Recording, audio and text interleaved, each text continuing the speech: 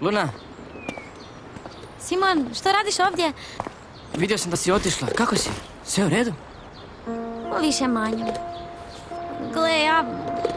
Nakon toliko truda jednostavno moram prihvatiti da smo ispali s natjecanja.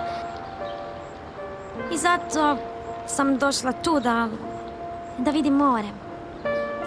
Osjetim zrak. Da sam bar na taj način malo bliža Cancunu, kužiš? Ja sam tu. Luna, došao sam ti se ispričati. Oprosti što ti nisam vjerovao. Stvarno, mi je užasno žao. Simon! Oprosti što nisam vidio stvarnost, Luna, i što nisam htio vidjeti.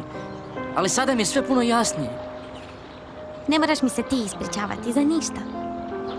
Jako me boli sve to što je bilo, ali dobro je što si shvatio stvari zbog sebe.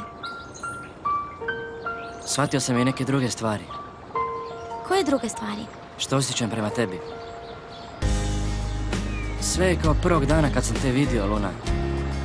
Sjećam se kad smo se rolali i utrkivali se kao mali. Kad bi ogulila koljena, ja bi ih zamatao. Sjećaš se? I ti bi meni radila isto.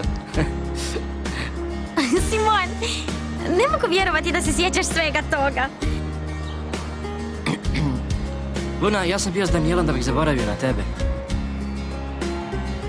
Ne mogu, jer ovo što osjećam prema tebi sve je jače, Luna. Jako se bojim da te ne izgubim. Misliš kao prijatelja? Ti si meni jako bitan. I najbolji si, Simone.